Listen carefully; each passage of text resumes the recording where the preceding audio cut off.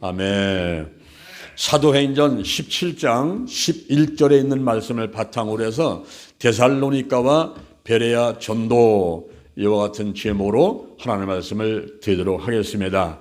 이 사도행전 17장은 16장에 이어서 소아시아와 유럽에 바울 일행이 제2차 전도 여행을 하는 모습들이 기록이 되어 있습니다.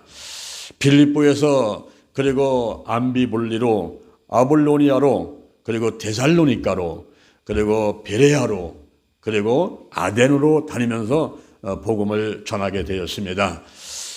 빌립보에서 태장을 맞고 감옥에 투기되고, 그리고 데살로니가에서 유대인들의 핍박을 받고, 또 베레아에 갔더니 데살로니가에서 유대인들이 쫓아와서 또 핍박을 하고, 그런 가운데도 이 복음을 전하게 되는데, 복음을 전하면서 많은 믿음의 자손들이 탄생하게 되었어요. 이 복음이 증거되는 곳에는 항상 환영과 반대가 상존을 합니다. 한쪽에서는 어서 오세요 이러면서 예수를 믿고 기뻐하는 사람들이 있는가 하면은 또 대부분의 많은 사람들이 방해를 해요. 그래서 회방에 큰 무들이 항상 어디서나 있었던 것을 우리가 살펴볼 수가 있고요. 오늘날 우리가 전도를 할 때는 모든 사람이 환영하고 어서 오세요. 내가 교회 가겠습니다. 예수 믿겠습니다. 이런 사람들이 있는 게 아니에요. 그런 사람들은 100명 가운데 한두 명 정도밖에 되지 않고 나머지 사람들은 시근둥한다든가 혹은 전혀 듣는 둥 마는 둥 한다든가 또 어떤 사람들은 막 핍박을 하고 막 욕을 하고 방해하는 사람도 없지 않아 있습니다. 그러나 하나님이 함께 하기 때문에 반드시 그 복음을 전파하는 장소에는 열매가 있어요. 이 사도 바울 일행이 빌립보에서 데살로니가로 베레아로 다니면서 복음을 전할 때에 많은 방해가 있었지만은 거기에 많은 전도의 열매들이 있게 되었습니다. 오늘 본문을 통해서 말씀을 나눠보면서 함께 은혜를 받고자 합니다. 첫째는 데살로니가 전도입니다. 데살로니가 전도. 이번에 저들이 3월 13일 날 성지순례에 가실 적에 그 데살로니가 지역을 우리가 지나갔어요. 시간 없어가지고 그 지역에 들어가지는 못했고 그 지역을 다 보고 설명을 듣고 버스를 타고 그 지역을 지나왔는데 이 데살로니가 지역을 사도 바울이 처음에 이제 전도할 때 어떤 모습이었는가 하는 것을 우리가 한번 살펴보게 되는 것입니다. 이 사도 바울이 전도한 지역은 이제 빌립보에서 암비볼리라는 곳을 갔어요. 빌립보에서 암비볼리는 남서쪽으로 약 53km 정도 이게 떨어져 있는 그런 지역이었습니다. BC 167년에서 146년에는 마게도냐 북부 지방의 수도였다 하는 것이 암비볼리였어요. 이 암비볼리는 정치와 교통의 요충지입니다. 그래서 사람들이 많이 사는데 그러나 사도 바울은 거기에서 오래 있지 않고서 그냥 지나갑니다. 왜냐하면 더 좋은 장소에 가서 더 많은 사람들에게 복음을 전해야 되기 때문에 그 암비볼리 지역에 오래 있지 않고서 거기를 지나쳐서 그 다음 지역으로 간 곳이 아볼로니아라는 지역을 가게 됐어요. 아볼로니아는 그 암비볼리에서 약 43km 정도, 약 100리 정도 떨어져 있는 그런 장소였습니다. 그런데 그곳에서도 복음을 많이 전하지 않고 바로 지역을 지나쳐서 갑니다. 이렇게 암비볼리와 그리고 아볼로니아를 거쳐서 가는 곳이 어딜까요? 그곳은 바로 데살로니가라는 지역으로 가게 된 것입니다. BC 167년에 로마가 이 마게도냐를 쳐들어와 가지고 정복을 했어요. 그래서 그 로마의 정복을 당한 다음에 마게도냐는 바로 제2구역의 수도가 되었습니다. 그리고 BC 142년도에는 이제 그 조직을 정비하고 마게도냐의 그 모든 지역을 정비하고 재조직을 하면서 마게도냐 주의 그 수도가 되었던 거예요. 그러니까 데살로니가는 마게도냐 주의 수도였던 것입니다. 그리고 BC 42년도에 그 지역에서 반란이 일어났는데 그때 그 도시가 이 마게도냐는 황제편에 서게 됐습니다. 그래서 큰 선물을 받게 됐는데 그 선물이 자유도시, 이제 식민지가 아니라 마음껏 너희들이 자치도시를 만들어 가지고 마음껏 이렇게 활동을 하라고 하는 자유도시로다가 선정을 받게 되는 것입니다. 그리고 데살로니가는 인구가 20만 명 정도 이렇게 있었는데 그곳에 교회가 세워지는데 바로 사도 바울이 빌립보 지역에 와서 누디아의 집에 있으면서 교회를 세우거든요. 그래서 유럽에서는 빌립보라는 교회가 첫 번째로 세워졌고 그 다음에 두 번째 세워진 교회가 데살로니가라는 교회입니다.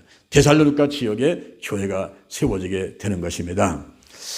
이렇게 이제 데살로니가 지역에 이제 교회가 세워지고 그리고 이제 사도 바울 일행이 이제 복음을 이렇게 전하게 됐지 않습니까?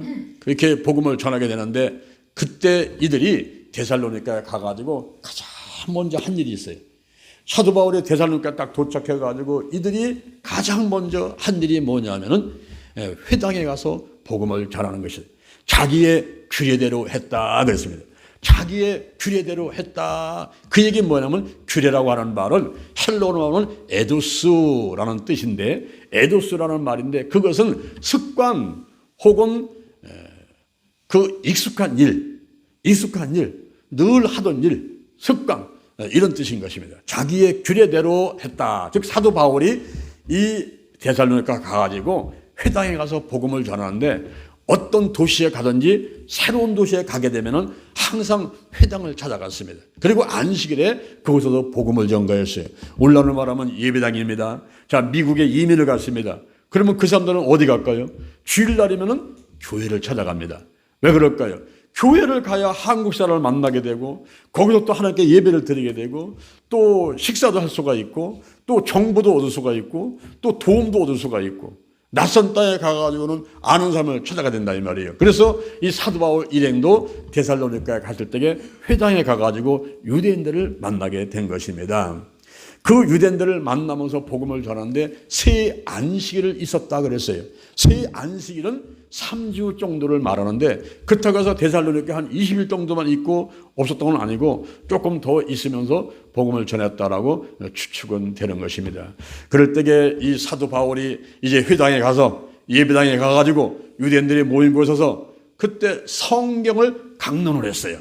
성경을 읽고 성경을 풀어주는 그런 일을 하면서 복음을 전했다 이 말입니다. 여러분 설교 가운데 가장 좋은 설교는 강해설교라는 것입니다. 지금 제가 이 사도행전을 가지고 강해설교를 하는데 이 강해설교는 관찰을 하고 해석을 하고 그리고 적용을 시키면서 지금 이 시간 나에게 하시는 말씀으로 우리 성도들이 이 성경과 같이 접목될 수 있도록 돕는 그런 설교가 강해설교라는 거예요. 강해설교가 가장 좋은 설교입니다. 성경을 성경으로 풀어가면서 내가 이 성경하고 어떤 상관이 있는가? 이 말씀이 나하고 어떤 상관이 있는가? 이것이 2000년 전에 이스라엘 백성들한테 준 그런 말씀에 끝나는 것인가? 그렇다면 오늘날 이렇게 이스라엘 백성이 아닌 이방인들인 대한민국 사람들도 이 말씀하고 어떤 연관이 있는가? 이런 것들을 우리가 깨달아가는 것이 대단히 중요합니다. 로마서 10장 17절, 로마서 10장 17절, 믿음은 들으면서 나며 들음은 그리스도의 말씀으로 말미암느니라 그랬어요. 그때 그 말씀이 헬러로 보게 되면 레마라는 뜻입니다. 레마. 지금 이 시간 나에게 하시는 말씀이 들려올 때 그때 내 마음에 믿음이 생긴다 이 말이에요. 할렐루야. 이 믿음이 있어야지 내가 달려와서 하나님 앞에 와서 전도도 하고 기도도 하고 예배도 드리고 헌신도 하고 그리고 이 생명 다 하면은 천국 가게 되는 것이죠. 믿음이 중요합니다. 근데 그 믿음은 어디서 옵니까? 들을 때. 듣지 못한 사람이 어떻게 믿으리요? 내가 들려야 된단 말이에요. 이 들려야 되는데 고린도 후서 4장 4절에 보니까 이 세상 임금이 믿지 않은 사람들의 마음을 혼미케 하여 그리스도의 복음의 영광의 광채가 비치지 못하게 한다 그랬어요. 이게 들려야 되는데 안 들려요. 목사님 설교가 안 들려요. 무슨 뜻인지 몰라요. 이 마귀가 꽉 들어맞고 있어요. 그래서 영적 기모걸이 안 보여요. 영적 소경이 돼가지고 교회 와서 10년 20년 다녀도 더듬더듬더듬면서 아이고 목사님은 맨날 뭔 소리를 하시는 거예요. 이러면서 그 소리가 안 들려오는 사람이 있어요. 근데 어떤 분은요 이 소리가 막 들려와요. 이제 교회 오게 되면 벌써 눈에 눈물이 쑥 나오게 되고 십자가를 바라보면서 은혜가 감동이 오게 되고 목사님 말씀 들으면 그냥 꿀맛같이 말씀이 아멘 아멘 하면 이 말씀이 들리는 게 있어요. 믿음은 들으면서 들으면 그리스도의 말씀으로 임한다 그렇습니다. 그리고 이 사도 바울이 그 회당에 가서 말씀 전할 때 설교 요지는 항상 똑같았어요. 항상 똑같은 말을 합니다. 그것이 뭐냐면은 예수 그리스도의 탄생과 죽음과 부활과 재림에 대한 것을 이야기하는데, 한마디로 말하면 예수는 그리스도, 예수는 메시아다, 예수는 그리스도 기름 부음 받은 자고 예수는 메시아다. 할렐루야. 한번 따라합니다. 예수는 메시아다. 이 말씀이 사도 바울의 설교 요지였습니다. 아니 목사님은 어떻게 똑같은 설교만 하시오? 맨날 예수 얘기만 하시오? 여러분 그게 잘하는 거예요.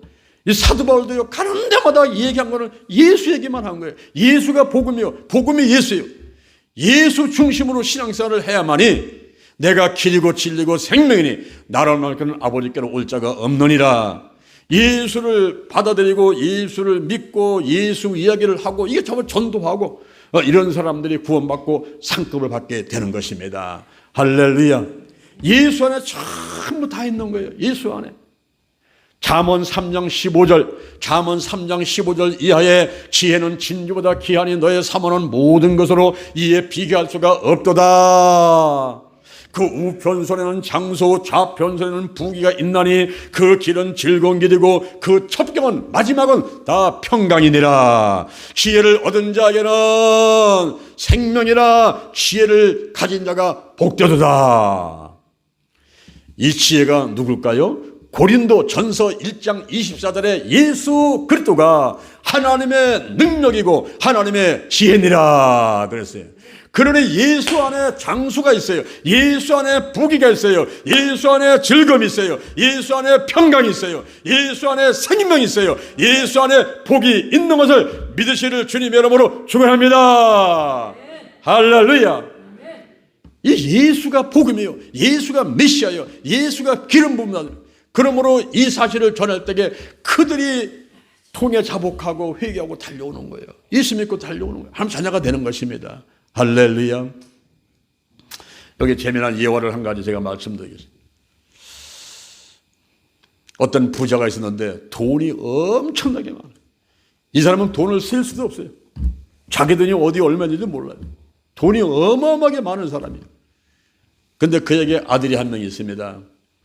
이 아들을 미국으로 유학을 보냈어요. 그런데 이 아버지가 늘 하나님께 와서 기도하는 것은 뭐냐면은 우리 아들 장가 잘 가게 해달라는 그런 기도를 하는 거예요. 이게 며느리 한 사람이 잘 들어와야 돼요. 가정에 며느리가 잘 들어와야 가정이 일어나죠. 그죠? 교회도 마찬가지요. 좋은 분들이 오셔야 교회가 발전해요. 회사도 마찬가지요. 나라도 마찬가지요. 그 한 사람 한 사람이 참 중요한 겁니다. 그러니까 이분이 늘 기도하는 것은 뭐냐면 아이고 우리 아들 미국 가서 유학 공부를 하고 있는데 좋은 아가씨를 배우자로 예비해 주시고 만나게 해 주옵소서. 늘 그렇게 기도했어요. 응? 그런데 어느 날 그 가정에 가정부가 한 명 들어왔는데 그 가정부를 보니까 성실하고 성품이 좋고 성령 충만하고 이 아버지의 마음에 딱 드는 거예요. 그런데 외모가 좀 시원찮아요. 배운 것도 별로 없어요. 야, 저런 아가씨가 우리 집에 며느리 오면 좋겠는데 우리 아들이 미국 가가지고 보는 것이 참 뭐 좋은 집 자녀들 이쁘고 공부 잘하고 똑똑한 이런 아가씨들만 보고 있지 않습니까? 그러니 못났고 못 배운 가정부를 쳐다볼 리도 없죠. 그런데 이 아버지는 그 가정부가 다 마음에 드는 거예요. 하나님 아버지 우리 아들 장가를 가야 되는데 저 믿음의 배우자 만나게 도와주시옵소서. 이렇게 이제 계속 기도를 하는데 이분이 갑자기 심장마비로 세상을 떠나고 말았어요. 아버지가. 그래서 이제 그런 소식이 가니까 아들이 미국에서 돌아왔잖아요. 와가지고 아버지 장례를 치렀어요. 치고 나서 아버지가 보니까 유서를 써놓고 돌아가셨는데 이제 변호사를 대동해가지고 그 유서를 이제 펴보니까 거기에 뭐라고 써있느냐면은 내 모든 재산은 우리 집 가정부한테 남긴다. 우리 아들은 그 중에 한 가지만 택할 수 있다. 이 쏘는 거예요. 그러니까 이 아들이 낙심이 천만한 거예요. 아니, 이 많은 돈, 셀 수도 없고 어디 돈이 있는지도 모르는 이 많은 돈들 가운데서 나한테는 한 가지만 택하라고 했으니 내가 자동차를 택할까, 아파트를 택할까, 내가 사업장을 택할까, 고민 빠지면서 낙심하고 있는 거예요. 여러분 같으면 뭘 택하겠습니까, 여러분? 응? 우리 한현재 어르신 한번 대답 한번 해보시죠. 예? 이야, 우리 박수 한번 쳐드려요. 난 이 한현재 어르신 보면요, 진짜 하나님의 은혜야. 예? 맨 앞에 나와가지고 지금 불교 62년 믿다가 맨 앞에 나와서 앉아있는 거 보면 이게 참 하나님 은혜하지 않습니까? 지금 가정부를 택하신다 그랬잖아. 왜 가정부를 택합니까? 다 갖고 있으니까. 바로 그게 아버지의 뜻이란 말이야. 아버지의 뜻. 네.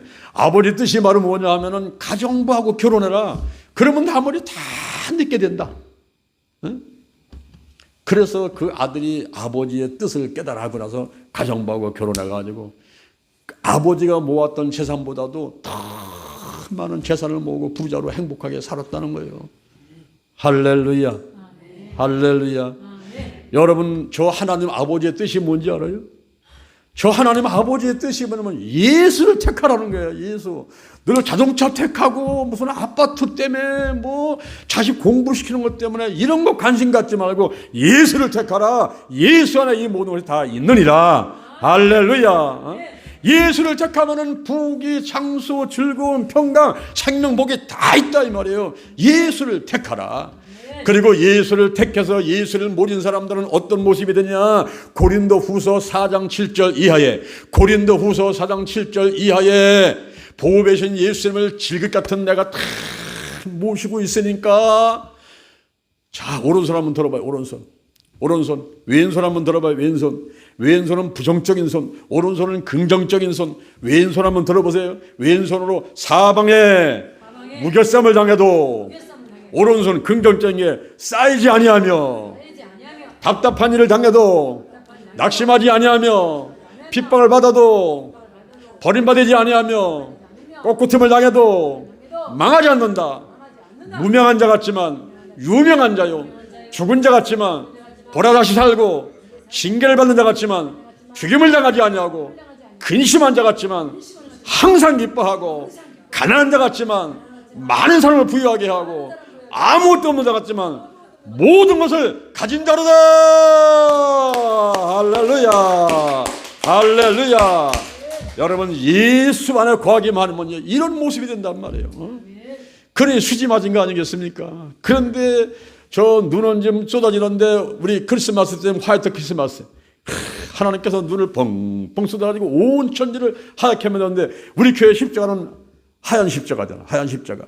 바로 예수님이 십자가를 못 박고 돌아가시면서 우리의 모든 일을 다 씻어내가지고 영혼이 잘되고 보험사 잘되고 강건한 복을 준 이 모든 걸 전부 선물로 주셨단 말이에요. 선물로. 할렐루야. 그러니 뭐요, 감사하고 교회로 달려오지 않을 수가 있겠습니까, 여러분? 이렇게 사도 바울이 데살로니가 회당에 가가지고 설교한 그 요지는 어디 가서나, 빌립보에서나 뭐 비시디아 안디옥에서나 루시드라에서나 이곳에 어디서든지 회당 가서 복음 전할 때는 똑같아. 그 설교 내용이 예수만 전하는 거예요. 예수.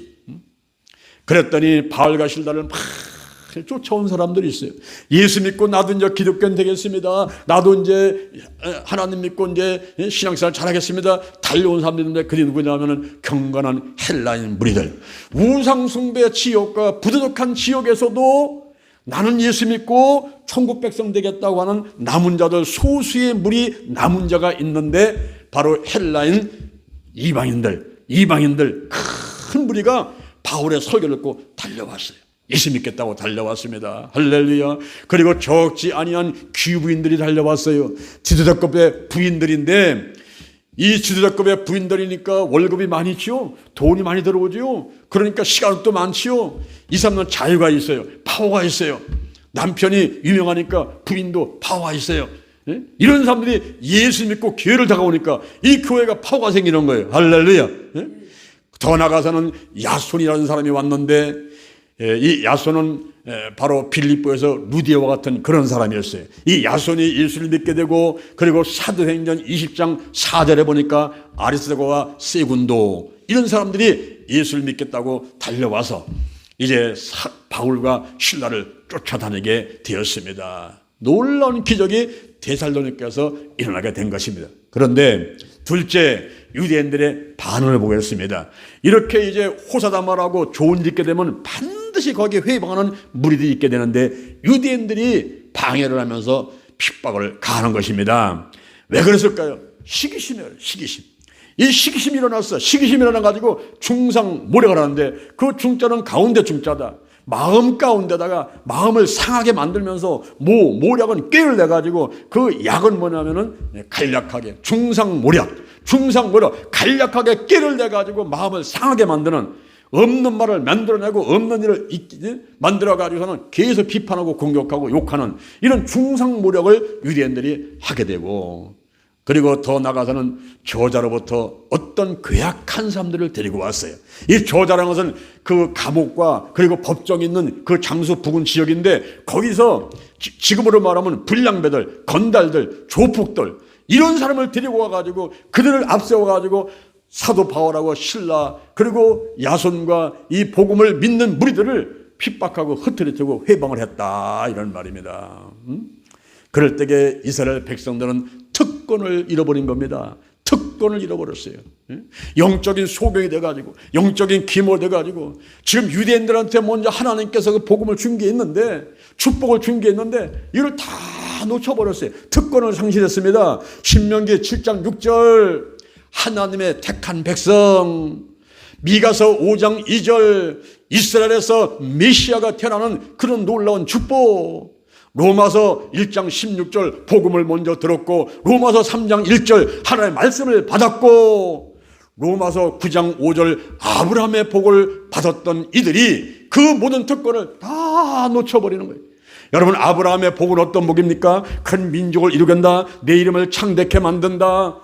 그리고 복의 근원으로 삼고 내 씨로 말미암아 천하 만민이 복을 얻으리라. 이 아브라함의 복을 다 놓쳐버리는 거예요. 영적 소경, 영적 기모돼가지고 시기 질투가 일어나가지고 오히려 핍박하고 방해하는 무리가 되면서 이 모든 걸 다 놓쳐버렸어요. 얼마나 여러분 어리석은 사람들이니까. 오늘날도 마찬가지입니다. 오늘날도 어떤 사람은 교회 나왔다가 한두 번 나왔다 에이 아무것도 아니네 교회 나가면은 잘 될 줄 알았더니 뭐 이래 우리 집에 더 나쁜 일만 생기고 몸이 아프고 에이 난 교회 안 나갈래 난 옛날에 믿던 부처한테 도로 갈래 이러면서 도로 간 사람도 있어요. 저도 고등학교 2학년 때 예수 믿고 성령의 불을 받았는데 15년 동안을 뜨뜻미지근한 믿음을 가지고 하는도 마는도 면서 세상으로만 돌던 사람이었어요.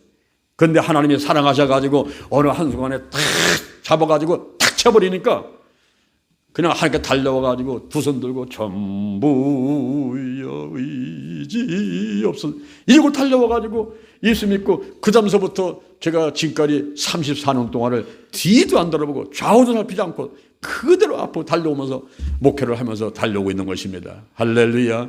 히브리서 6장 5절에 보니까 하나님의 선한 말씀과 내세의 능력을 맛보고 타락한 사람들은 다시 새롭게 되어 회개케 할 수 없나니 이는 하나님의 아들을 다시 십자가에 못 박아 현저히 욕을 보임이라 그랬어요.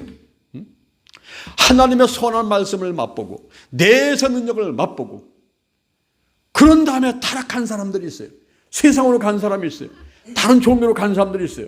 이 사람들은요 회개케 할 수 없다는 거예요. 그런데 오늘 우리 한영예 어르신같이 16살 때 예수 믿다가 그냥 멀리 가가지고 60년 동안을 멀리 가가지고 부처한테 가가지고 거기 가서 그냥 온갖 뭐 돈부터 시간부터 뭐 몸도 마음도 다 갖다 바쳤잖아요. 그런데 하나님께서 딱 때가 되니까 내 거 내놔라. 그래가지고 딱 찾아오시는 거예요. 하나님께서. 할렐루야. 여러분 이게 은혜입니다. 은혜. 이거는 엄청난 은혜예요. 왜냐하면 내세의 말씀을 내세 능력과 선한 말씀을 맛보고 타락한 사람들은 회개케 할 수 없다 그랬어요. 절대 하나님과 잘 안 삼으십니다. 그런데 하나님께서 멀리 가가지고 50년 60년 그냥 부처만 성도 사람을 하나님이 탁 인도하고 차리시니 이게 은혜가 아니고 뭐겠어요. 할렐루야. 은혜란 말이에요. 은혜. 그런데 이스라엘 백성들은요, 오늘날도 마찬가지예요. 오늘날도 이스라엘 백성들이 하마스하고 막 싸우면서 지금 막 사람들이 죽어가지 않습니까? 지금도 예수를 믿지 않는 사람들이 99%예요. 지금도 유대인들이. 그래가면서 그냥 어떻게든 살아보려고 발버둥 치지만은 그렇게 인간적으로 살아보려고 노력해봐야 인간은 한계가 와요. 한계가. 자기 노력하면 되는 게 아니라 이 말이에요. 그러다 보니까 어려움은 계속 오는 거예요. 이스라엘 백성이 2000년 동안 나라가 없었어요. 2000년 동안 나라가 없이 전 세계 터져가지고 막 학살을 당하고 막 히틀러한테 그냥 나치 독일한테 600만 명이 한 번에 다 죽어버리는 학살을 당하고 그래도 정신을 못 차려요. 이스라엘 백성들이. 이렇게 사도 바울은 나가가지고 목숨을 걸고 복음을 전할 때에 유대인들은 시기하고 중상모략하고 그리고 저자에서 그 조폭들 불량배들 건달들 데려다가 앞세워가지고 참 흐트려고 하고 그리고 자기한테 왔던 특권들 좋은 선물은 다 잊어버렸어요. 다 잊어버리고 하나님이 누군지도 모르고 이런 어리석은 사람들이 되어버렸단 말이에요. 그 사람들이 사도 바울하고 그 일행들을 잡으려고 야손의 집으로 달려갔어요. 이 야손은 누구냐 하면은 그 데살로니가에서 예수를 믿게 된 사도 바울을 통해서 예수를 믿게 된 사람이라 그 사도 바울이 바로 그 집에서 야손의 집에서 거하면서 전도를 하고 있는데 거기 있는 줄 알고서는 야손의 집으로 달려간 겁니다. 근데 야손은 이미 사도 바울 일행을 다른 곳으로 피신시켜 버렸어요. 잡을 수가 없는 겁니다. 그러니까 야손과 형제를 잡아가지고 읍장들 앞으로 데리고 갔어요. 여기 야손의 형제들은 권력 지친을 말하는 것이 아니라 예수를 믿는 같은 성도들을 말하는 것입니다. 우리가 누가 내 모친이고 누가 내 형제고 자매냐? 하나님의 뜻대로 행하는 자가 나의 모친이고 나의 형제고 나의 자매다. 할렐루야. 예수께서 말씀하신 것 같이 우리 성도들이 한 형제고 한 자매가 되는 거예요. 근데 야손하고 그 사람들 다 같이 잡혀가 버렸습니다. 잡혀가 가지고 읍장들 앞에 갔는데 이 읍장들은 자치도시기 때문에 1세기 때는 5명, 2세기 때는 6명이 그 데살로니가 지역을 이렇게 관정을 하고 관리를 하고 있었던 겁니다. 그 읍장들 앞에 데려간 거예요. 데리고 가가지고 이들의 죄를 고하는데 이들은 천하를 어지럽게 하는 사람들입니다. 이렇게 고소를 했어요. 이들은 천하를 어지럽게 하는 사람들입니다. 천하는 바로 로마 제국 전체를 말하는 겁니다. 로마 제국 전체를 반역을 하고 질서를 무너뜨려가지고 로마 제국을 다 어렵게 만드는 사람들이 이 사람들인데 여기 야손도 사도행전 16장 6절에 보니까 사도행전 17장 6절에 보니까 이 천하를 어짓게 하는 사람들이 여기에 왔는데 야손이 들렸도다. 그 얘기가 뭐냐면은 이 야손이라는 사람이 사도 바울 일행을 자기 집으로 모셔들어가지고 환영을 해서 먹을 걸 주고 재워주면서 전도하게 만들었다 이 말이에요. 그러니 이 야손도 이 형제들도 공범이기 때문에 이들을 처리해 주시오 하고서 사도 바울 일행은 잡지를 못하니까 야손하고 그 형제들만 데리고 와가지고 읍장들한테 고소를 하면서 그렇게 말하는 것입니다. 이 사람들은 천하를 어지럽게 하는 사람들이고 가이사의 명을 어겼습니다. 가이사의 명은 황제의 법령을 말하는 거예요. 황제의 법령 반역하지 마라, 질서를 못하지 마라, 다른 임금을 섬기지 마라, 이런 황제의 법령이 있는데 이 사도 바울이 복음 전하는 누굽니까? 예수가 메시아라는 거예요. 예수가 그리스도라는 거예요. 그러니까 바로 다른 임금, 바로 예수를 전했습니다. 그러니 이들이 죄를 범했는데 이 야손도 그 일행도 이제 공범입니다. 이들을 처리해 주시오 하고 잡아가지고 읍장들 앞으로 데려갔던 거죠. 그런데 읍장들이 가만히 보니까 이게 무슨 증거가 없어.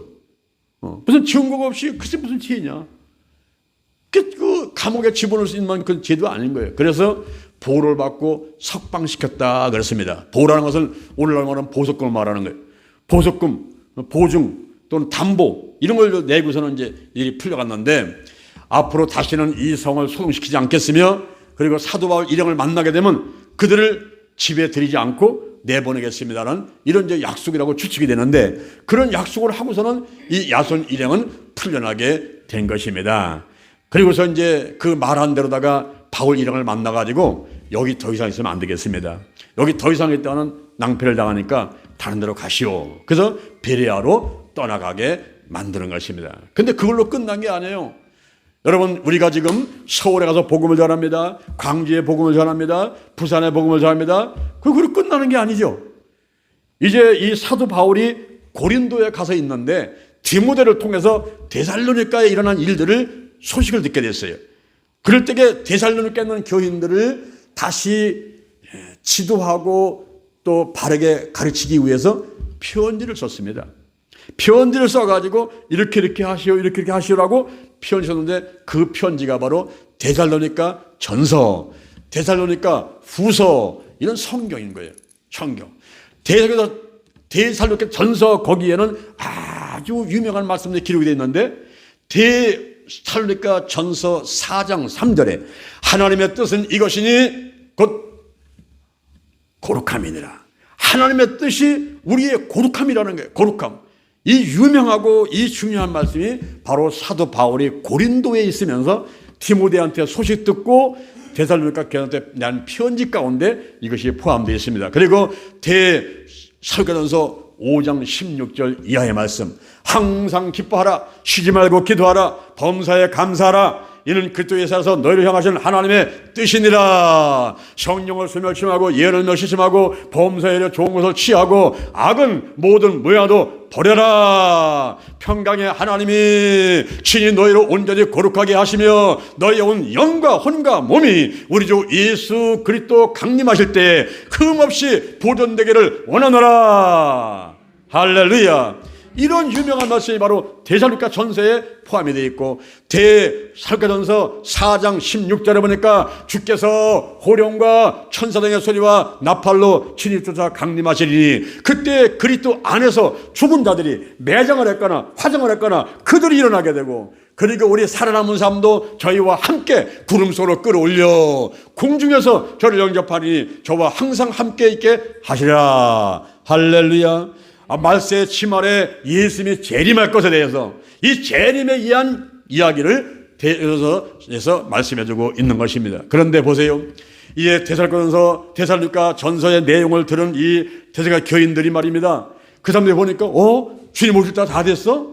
주께서 호령과 천사의 소리 하는 앞에 오신다는 거야? 아이고, 지금 오시나 보다. 그러면 지금 내가 직장 내리지 말아야지.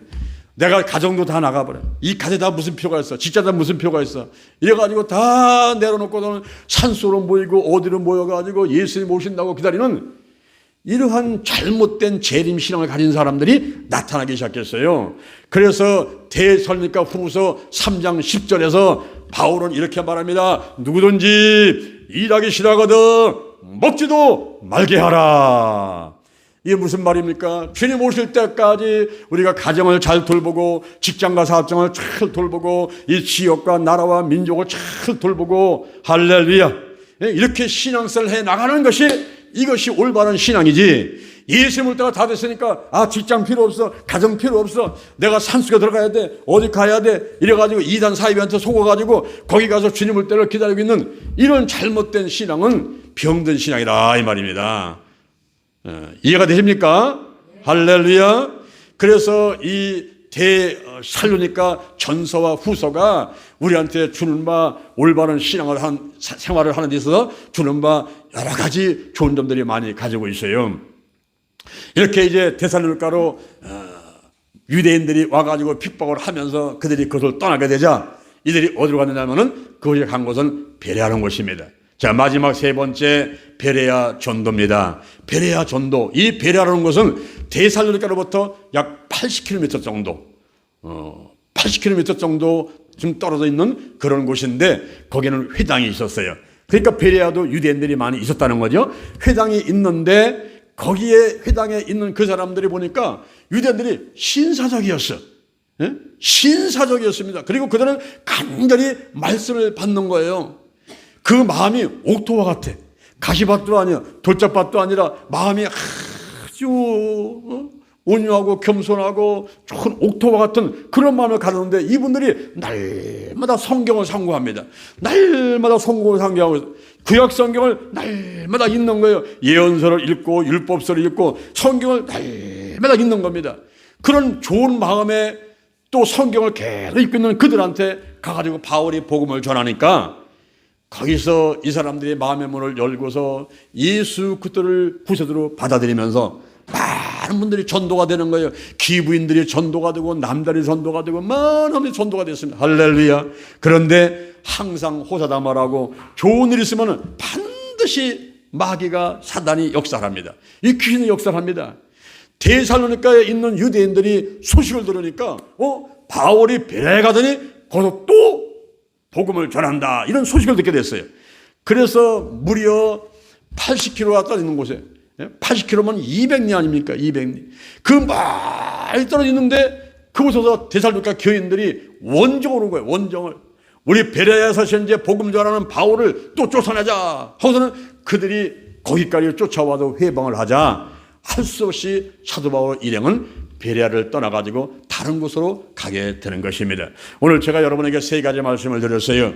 그 말씀은 데살로니가 전도, 그리고 유대인들의 반응, 또 베레아의 전도, 이 세 가지를 말씀을 드렸는데 사도 바울이 하나님의 은혜로 성령의 인도와 역사 가운데서 복음을 전하는데 많은 분들이 예수를 믿게 되죠. 그런 가운데 회방하는 큰 분들이 있었습니다. 그러나 그런 회방의 무리가 있었지만은 이쪽에서 회방하면 이쪽으로, 이쪽에서 회방하면 이쪽으로 피신하면서 가서 또 복음을 전해가지고 결국은 로마를 복음화시키고 오늘날 한국계, 세계계에 이제 30억, 40억이 기독교인이 되는 놀라운 기초를 놓는 이러한 역사를 우리가 살펴보게 되었습니다. 여러분들도 혹시 전도하다가 핍박 받습니까? 회방 받습니까? 어려움 받습니까? 그런 것은 당연한 거예요. 마귀가 사단이 가만히 있을 리가 없어요. 방해를 합니다. 그렇지만은 기도하면서 나가다 보면 이제 막힌다면 무너지고 목장구름은 없어지고 반드시 하나님께서 예비된 영혼을 구원시켜서 이제 하나님께서 그 전도한 사람 혹은 전도 당한 사람, 전도 받은 사람, 전도하는 사람 모두 다 하나님께서 축복하시고 복을 더하실 줄로 믿습니다. 할렐루야. 우리가 하나님 안에서 문제가 해결되고 질병 치유받고 마음의 소원도 이어지고 이것은 기도할 때에 반드시 있게 되는 열매인 것을 믿으시고 조금도 낙심하거나 좌절하거나 절망하지 마시고 할 수 있다, 하면 된다, 해보자 믿음 갖고 앞으로 달려가는 여러분 되기를 주님으로 축원합니다. 축원합니다. 할렐루야. 자, 여러분 가슴에 손을 한번 얹어보세요. 우리가 마음으로 믿고 입으로 시인하는 것은 이 구원에 있어서 첫 단계이고 아주 중요한 것입니다. 그래서 하고 또 하고 하고 또 하면서 내 믿음을 확인시키는 거예요. 저의 기도를 한번 따라하시기 바랍니다. 하나님 아버지, 저는 죄인입니다. 어디에서 와서 무엇 때문에 살며 어디로 가는지 알지 못하고 방황하고 살아왔습니다. 오늘 이 시간 목사님의 말씀 듣고 믿음으로 가슴에 손을 얹었습니다. 나를 위해서 죽으시고 나를 위해서 부활하신 예수님을 구세주로 모셔드립니다. 지금부터 천국 갈 때까지 나와 함께하여 주옵소서. 예수님의 이름으로 기도드립니다. 아멘. 자, 여러분 몸이 아픈 사람은 아픈 자리에, 또 문제는 사람은 가슴에 손을 얹어보시기를 바랍니다. 제가 기도하겠습니다. 여호와 하나님 찬양합니다. 예수님 성령님을 찬양합니다. 지금 제 몸에 손을 얹었습니다. 성령의 기름을 강력하게 부어 주옵소서. 인정합니다. 환영합니다. 모셔드립니다. 하나님의 자녀 잡으시고 성령의 권능을 내려주셔서 온 유대와 사마리아와 땅끝까지 이르러서 예수 그리스도의 증인 될 수 있도록 우리를 사용하여 주옵소서. 성령의 강력한 임재가 있어서 뜨겁고 그리고 깊이 넓게 그리고 강하게 성령이 더 강하게 충만하게 역사하도록 인도하여 주옵소서. 내 안에 계신 성령이여 넘쳐 흐르소서. 내 가족에게 이웃으로 한국으로 세계로 넘쳐 흐르소서. 생각나게 하시고 가르쳐 주시고 인도하시고 운행하여 주옵소서. 제게 복의 복을 더하여 주옵소서. 주옵소서. 영적인 복, 건강의 복, 가정의 복, 일꾼의 복, 물질의 복을 내려 주옵시고 나의 지경을 넓혀 주옵시고 주의 손으로 나를 도와주셔서 환난을 벗어나 근심이 없게 하여 주옵소서. 영권, 인권, 물권으로 무장했습니다. 영력, 지력, 체력, 도덕력, 정직, 성실, 근면, 충성, 온유, 겸손, 인내, 감사로 무장했습니다. 나사렛 예수 그리스도 이름으로 면하니 마귀와 사단과 악한 영들은 다 드러나고 떠나갈지어다. 내 생각과 마음에서, 우리 가정에서, 가문에서, 직장, 사업장, 이 나라와 민족 가운데서 떠나갈지어다. 죽음의 영, 우상의 영, 거짓의 영, 음란의 영, 미움과 욕심과 교만과 의심의 영들, 가난과 저주와 실패와 질병의 영들이 다 드러나고 떠나갈지어다. 내 마음을 빼앗는 우상숭배 신뿌리들, 내 마음의 깊은 상처 신뿌리들, 부정적인 감정, 나쁜 습관들, 그리고 영혼요 환경의 모든 질병들, 술, 담배, 마약, 도박, 부정투기, 아동폭력, 성폭력, 가정폭력, TV, 인터넷, 휴대폰, 가출과 오분에 못한 나쁜 습관들 전부 다 드러나고 끊어질지어다. 떠나갈지어다. 성령이 강력하게 임재하시고 각종 은사가 나타날지어다. 지혜의 말씀의 은사, 지식의 말씀의 은사, 그리고 영분별의 은사, 방언과 방언 통역함의 은사, 예언의 은사, 병 고치는 은사, 능력의 은사, 믿음의 은사가 나타날지어다. 중보기도 은사, 가르치고 대접하고 섬기고 선교하고 순교하고 독신과 그리고 사랑의 은사가 나타날지어다. 영혼을 구원하기 위해서 나의 시간, 물질, 몸, 마음을 다하는 사랑의 은사가 나타나서 영혼을 많이 구원하게 도와주옵시고 한국계 세계계 부흥시키고 민족복음화 세계복음화 이루는데 기여할 수 있도록 사용하여 주옵소서. 많은 회방이 있음을 당연한 일이지만은 그러나 우리가 낙심하고 절망하지 않게 도와주시고 포기하지 않게 도와주옵시고 우리가 기도하면서 최선을 다해서 마침내 천하보다 귀한 영혼들을 구원하게 도와주옵시고 하나님께 영광 돌리도록 축복하고 사용하여 주옵소서. 하나님께서 저희를 축복하시면서 감사합니다. 하나님 아버지 온 가족 위에 하나님이 축복하셔서 영혼이 잘되고 범사 잘되고 강건한 복이 있게 하시되 천대까지 은혜를 받도록 도와주옵시고 또 하나님 안에서 물들도 넉넉하도록 축복해 주옵소서. 모든 문제는 해결되고 질병은 치료받고 마음의 소원들이 다 이루어지도록 축복해 주옵소서. 하나님 안에서 우리가 아버지 이제 날마다 승리하며 살아가심을 감사합니다. 감사합니다. 오늘이 내 인생의 절반입니다. 오늘이 내 인생의 가장 젊은 날입니다. 오늘부터 시작하여 여호와 하나님께서 나를 한국과 세계에서 크게 쓸 것이며 나와 함께 하십니다. 만군의 여호와 하나님이 나와 함께 하시니 내가 점점 강성하여 가니라. 오늘이 현재, 오늘이 선물이다. 오늘 예배드리고 오늘 은혜 받고 오늘 기도하고 오늘 치유받고 오늘 전도하고 오늘 생명 살리고 오늘 교회 부흥시키고 오늘 하나님의 뜻에 절대 순종하겠습니다. 나부터 거룩하겠습니다. 거룩한 성도가 되자. 거룩한 교회가 되자. 거룩한 가정이 되자. 거룩한 나라가 되자. 달걀 신앙, 달걀 목회, 오직 기도, 오직 말씀, 오직 사랑, 오직 성령 운행, 오직 치유로 무장했습니다.